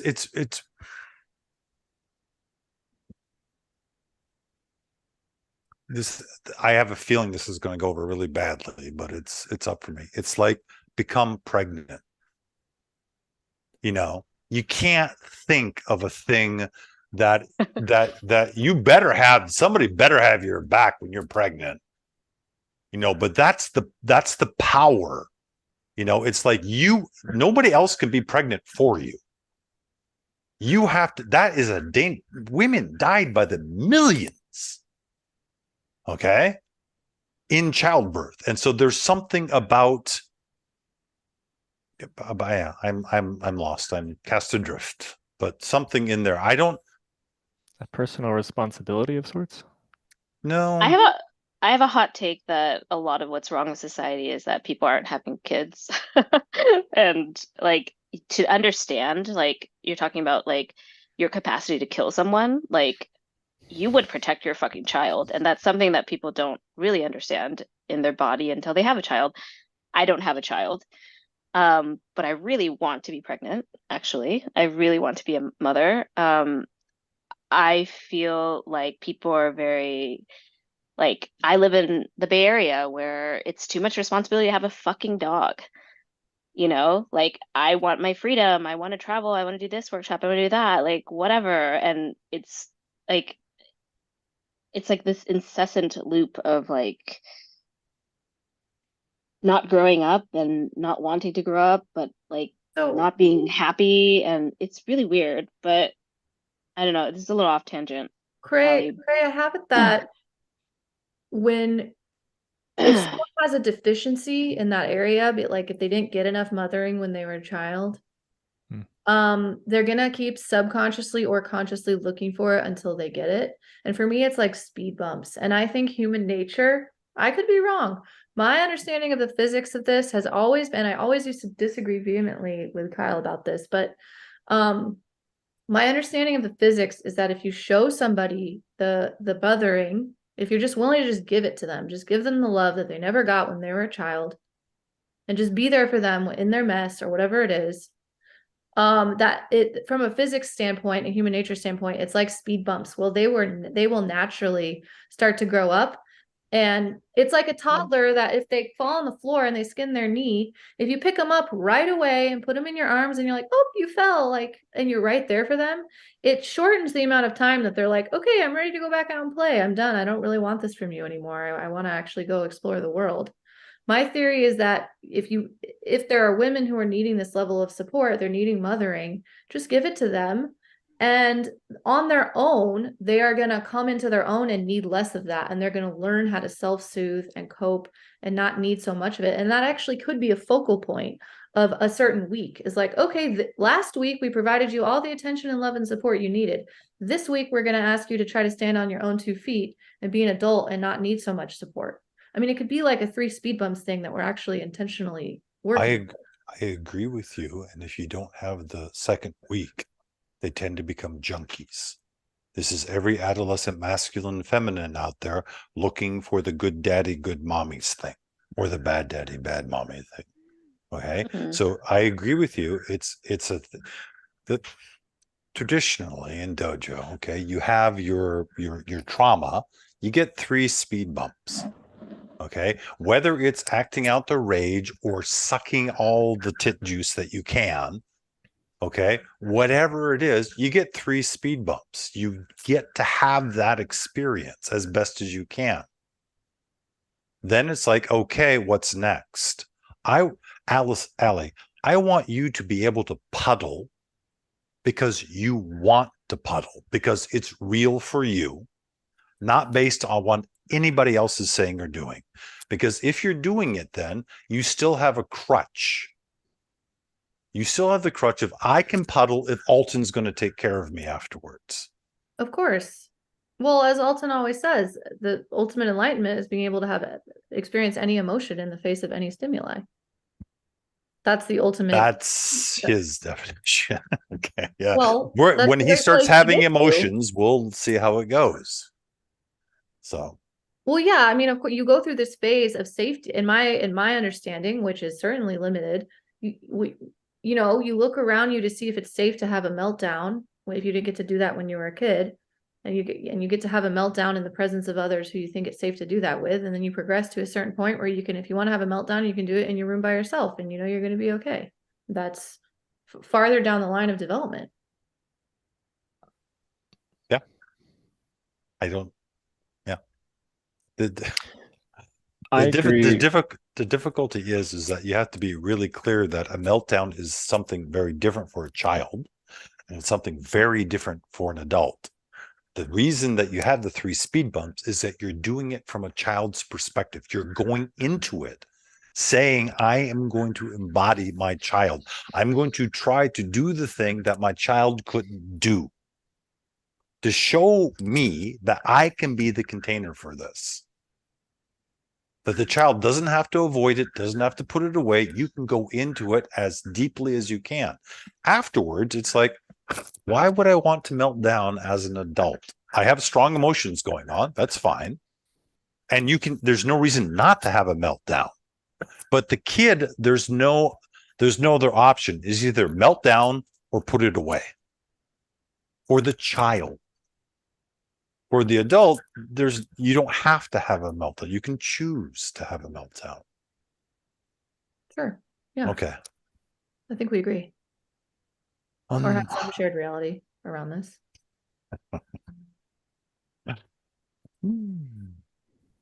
Thanks for sharing that stuff about the immersion. I didn't know that happened. Yeah, I thought it was the best held container I've ever been part of. And it allowed me to start taking off armor that I've been holding on to for like 2 decades. If I was a little bit more tired, I'd be crying right now because it takes a tremendous amount to hold that container. And I don't do it 100%. So. Courtney and I will help you host the next immersion, so it can be a little bit less on you. So not only do I have to hold the container for the immersion, I have to hold the container for you two at the same time. Gee, thanks. Yep, and that's going to be an overall net benefit for you. Net benefit, yeah, I'll die earlier. Good, yay. Okay. You got 9 more minutes of me. If Alton's true to his contract.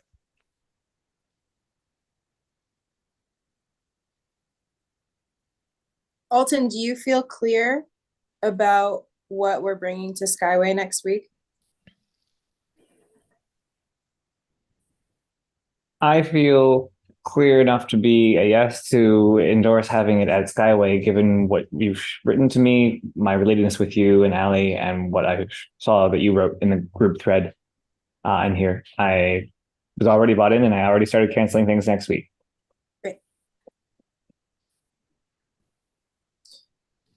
Thank you for your support, Alton. That means the world to me. Yeah, you guys made it really easy. Thank you for meeting where I'm at too, with schedules and time and knowing loose things at least to anticipate and having this It's- clear. I love how he goes down and he's at this sort of like this base relational thing, and to pull himself out, he starts boxing and labeling and you know and it's very charming. Alton is a charmer. Mhm. I prefer that he was a bass player, but he's a charmer now. So Wonderful. How can he be more That's of a a- bass player? by not talking so much. Being less intellectual about it. Says Logan. He expressed his emotions in the beginning and then he boxed it, as Curry said, which kind of backed out of the sentiment. So here's Logan being Alton.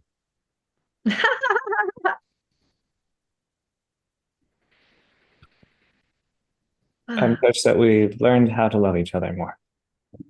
Yeah. No. My crazed taste, that's okay. So Alton, these women don't need more love.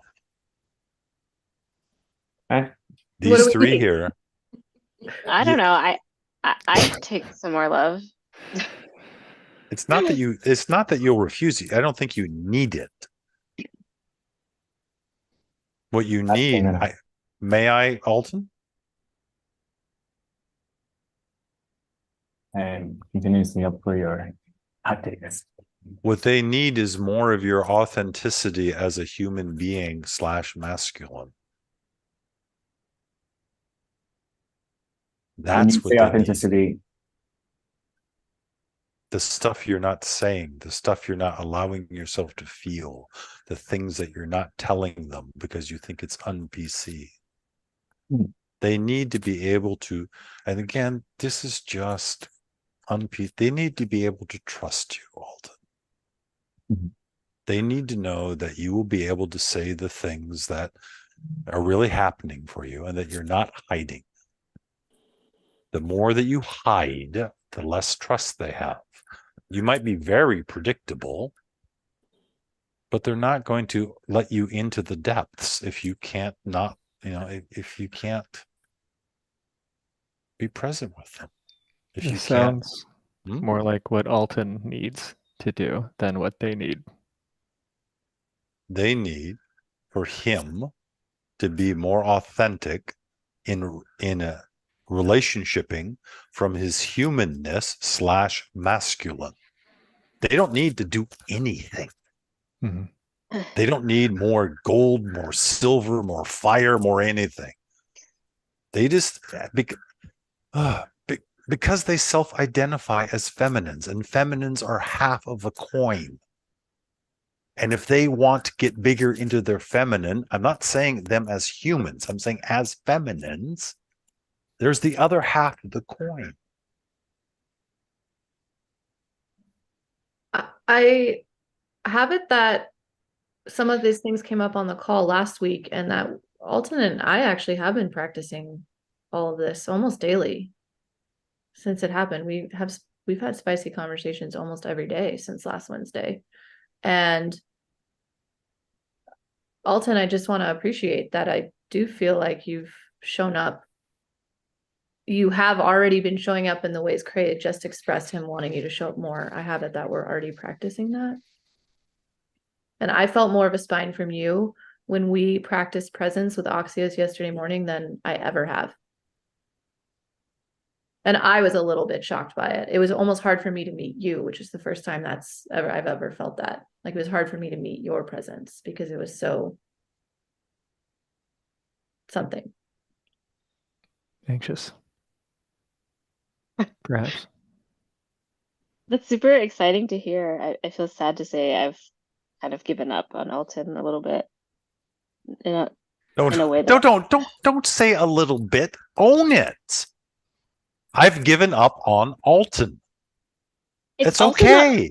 it's also not fair that I mostly communicate with Alton via text, so it's actually truly hard to feel like if there is embodiment that I'm not connecting with, that we barely even talk on the phone. So I don't want to. Stop trying to be fair and just be Linda. Can we hear the raw version, Linda? I'm really worried on some level that Alton is like learning all these tools to say the right thing, but he's never actually going to walk the talk or embody it or put like his money where his mouth is. Like, I would love to see that, and I would be very surprised to see that. I hear you saying that you have seen him talking the talk a lot, Yeah. and that has disappointed, enraged, and finally, oh well, next. That's right.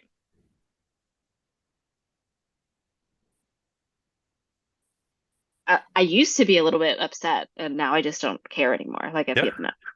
Yeah. This is what happens. Yeah. Yeah, I mean, I can relate with that, and I think I went through that phase too. And then, well, I feel like I've taken a lot more time to actually listen to what Alton's saying, and I've it's hard to put it into words. I'm kind of fumbling, but he's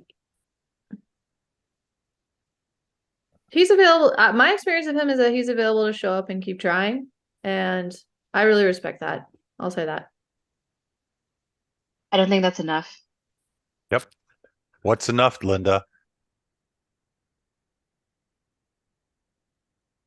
Yeah, that. May I, Linda? Yeah, go for it. That wasn't in your kitchen doming, I imagine.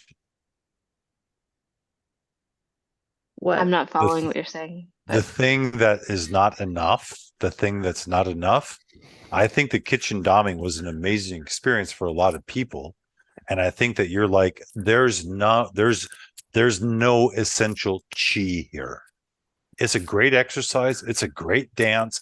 People felt lots of wonderful things, but the essential chi is not here. That's my impression. That's my story making. I think if you could get Timothy to experience essential chi, his head would explode. I think we had that moment, Timothy, probably when you picked me up and you're screaming in my face, but I don't know. You tell me.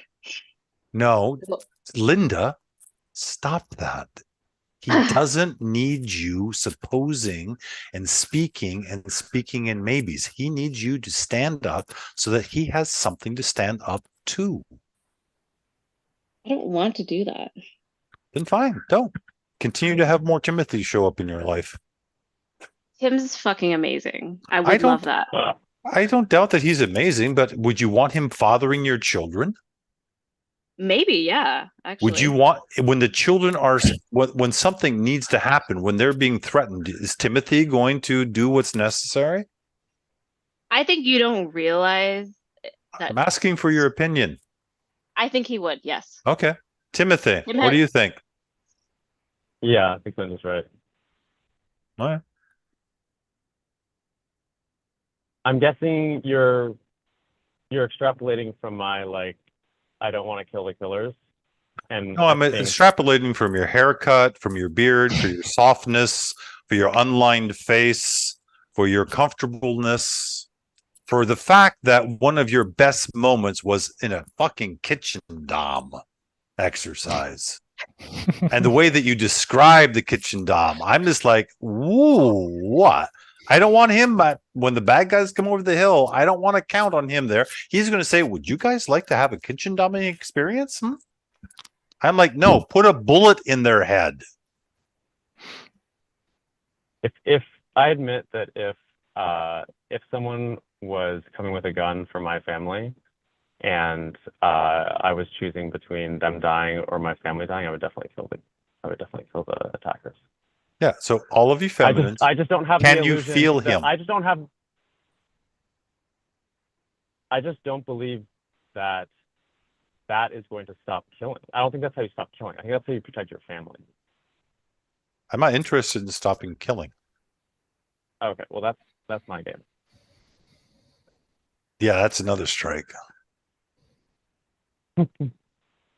You're an animal. Animals kill. People kill. Trying to stop, that's like saying we're going to stop breathing. I have felt a lot of aliveness from Tim in his expression in his body right now. Yes, it looks really bad, and he's wearing a fucking effective altruism shirt and has that haircut going on. I get it. But I've been there with Tim, and I've never been there with Alton anywhere close to there.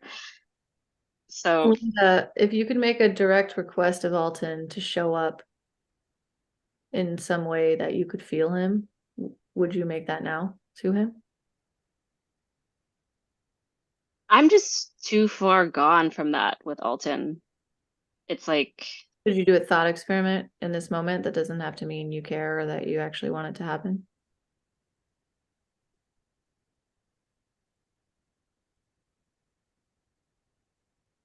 um,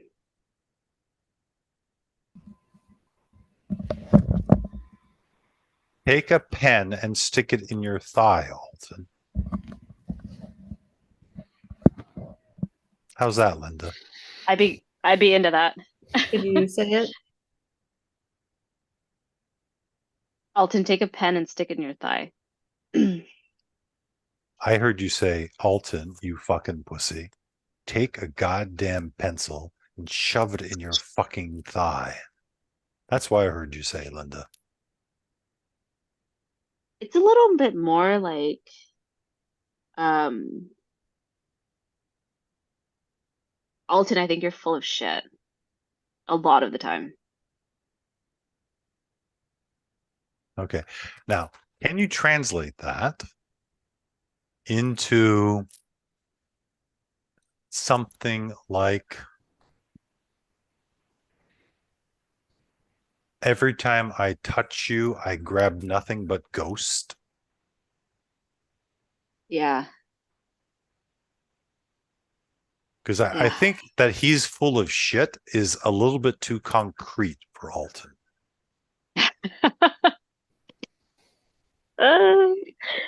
Yeah. Yeah. It's like you're two-dimensional, Alton. It's like I'm sometimes with people in a four-dimensional, five-dimensional way, and I can barely even be three-dimensional with you. Yeah, that's more accurate. So, can I push a little bit? Linda, Yeah, go for it. can you tell me how that feels in your body? The lack of being able to press up against him. Or you press up against him and it's a paper cutout doll.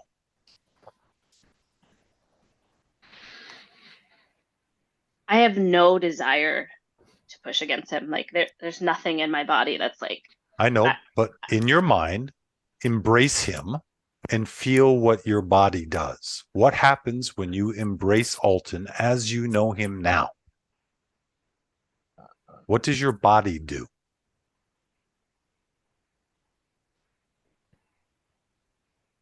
I can't feel myself. Yeah. Imagine that. You're a feminine, used to embodiment, and when you embrace him, you can't feel yourself.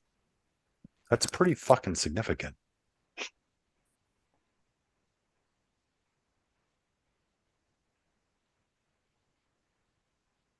in my imagination, that would scare the crap out of me if I was a feminine. I would want to kill the thing that had that happen to me.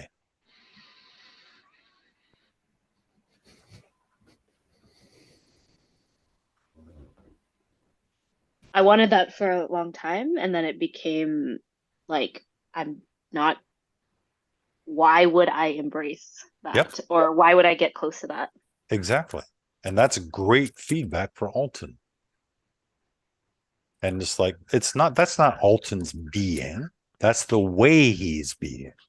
He's showing up in the world in such a way that when Linda embraces him, she feels in her body, she feels nothing. Yeah. I want to push back against this a little bit. I You mean, can't I push have. back against her interpretation of her internal Oh, stuff. I'm pushing back against you, not Linda. She's fine. Oh, okay. Okay. I'm not. Okay, push against me. Go ahead. Well, I just have it that like giving somebody this kind of feedback, especially Alton in particular, given his like neurodivergent tendencies, it kind of still just sounds like a complaint. It is a complaint. What are you talking about? I don't really know how far you're going to get in the world going around telling people like you're like this and I don't like it and you're like that and I don't like it. Like to me, I'm like, that's why my inquiry to Linda was, what is your request of Alton? And she's clearly explained she doesn't have one and the reasons why, and that's all fine. I just want to note that what I'm practicing with Alton, good or for better or worse, is just making specific requests. Like, hey, Alton, will you come to presence practices tomorrow morning and look me in the eyes for 10 minutes and tell me what you see? It just goes, I don't know. It feels like the It's direct great request goes further. if you're being his therapist or his coach. That's wonderful. She's a woman. I mean, sorry, Linda, I don't mean to be pejorative. She's an embodiment like that, and she's giving him feedback like that. They're not working together, and he gets to sit back or not and say, I wonder what that is. Now, Alton is he collects data. Yeah. And so now he has Linda doing this. Okay. You're doing that, and you're showing up in relationship with like that. And I imagine that he's going, why the two differences?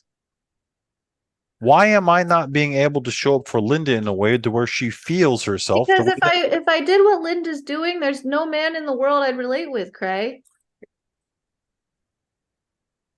And that's not it's not leadership. I'd love to hear from Alton. My experience of this exchange with Cray was actually pretty touching for me. Like, I don't think Alton realizes that. Yeah, like what I tried to imagine embracing Alton, and like initially I would say like, oh, like I want to collapse on myself, I want to crumble. But yeah, actually, accurately, I feel nothing. And Alton all the time is telling me, or often is telling me like about his care and love for me. And I want to know the impact of this.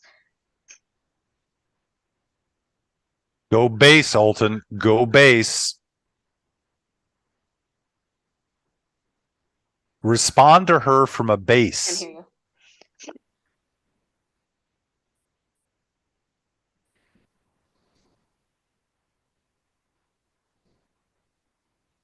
If you're talking, you're muted or He's not something. talking.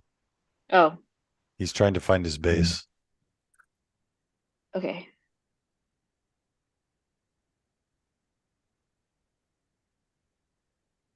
Right now, I'm still offering myself as gym equipment. And Alton, stop. It kills me, Linda, to know that I have this effect on you. Just say that.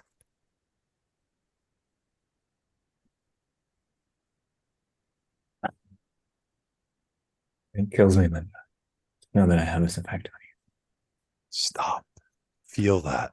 It's a practice, Alton. You're not good at this. Look at this woman here, Linda. She's just imagining embracing you. And because of how you show up in her interpretation of it, she feels nothing. And for you to say something base-like, it kills me that this happens to you when you think of embracing me. To me, that's a really deep bass note. Don't have to explain it. It's just sharing a deep feeling, a deep meaning making, a deep experience.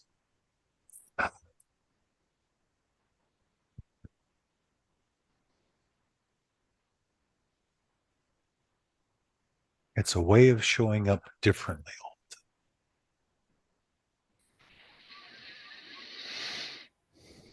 To answer your question, Allison, I'm trying to set up a possibility so that Alton can step into something and be different. Much like you're doing with the presence processing and inviting him to do all that stuff, I just have a different style. What I'm trying to do is I'm trying like hell to touch Linda and to let her say, it's okay for me to touch you. And I'm trying then to dance with what she offers me. And I'm trying to do something with that in between them.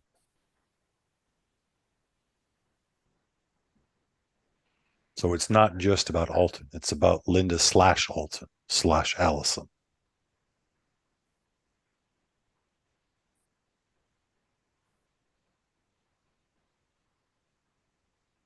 Linda, how did Alton's words land with you?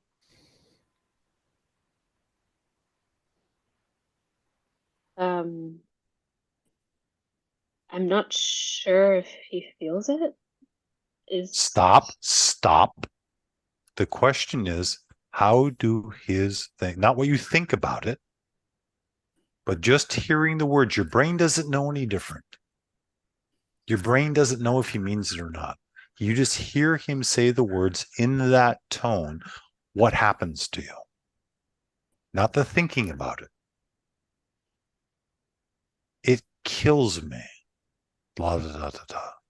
What happens to you when you hear that?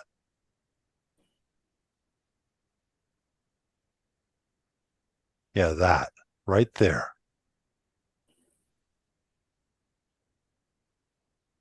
Wow. Are you fighting that? If it's coupled with Alton, it's really hard for me to feel. Yeah. It's not impossible. Alton has said many. Stop. things. Don't do that. Stay out of your mind. Stay with your experience.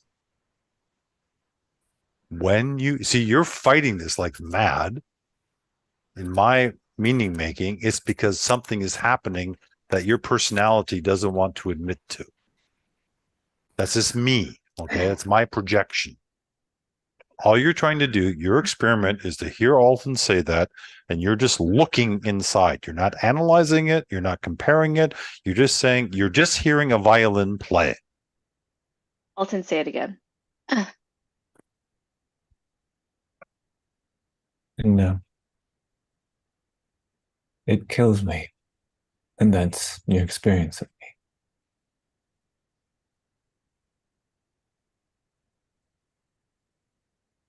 Yeah, that right there. What happened, Linda? Now you're thinking about it. Now you're analyzing it. I feel sad. Mm-hmm. So slow down and say, if I might lead you, say, sadness arises.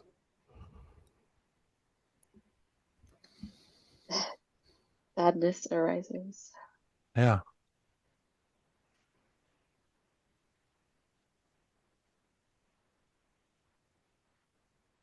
In my world, you're being extremely vulnerable right now, Linda, because you're choosing to be.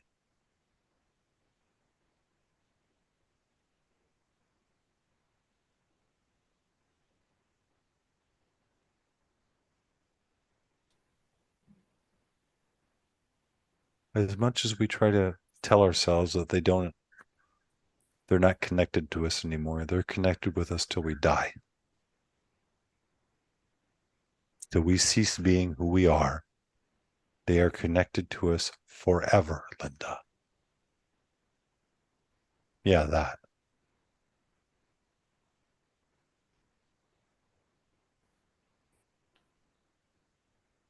As much as your psychology wants Alton gone, he's never leaving.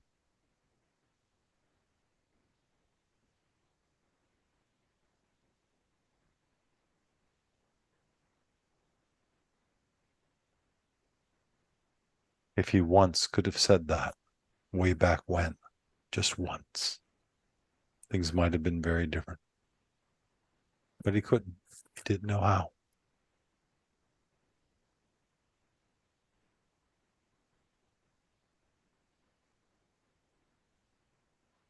Thanks for staying on the call, Linda. Thanks for having me. Oh,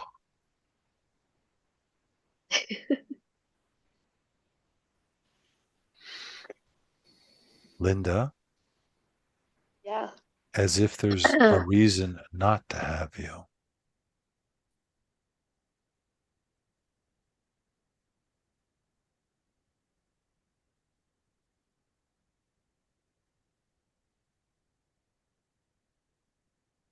I may put up a fight, Linda. I might not like how you're dressed.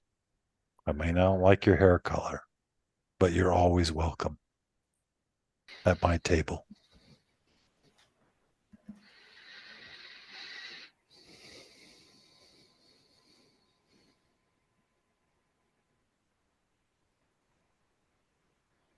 That's a speed bump, Allie.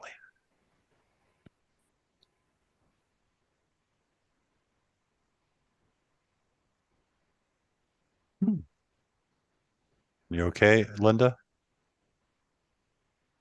Yeah. Okay.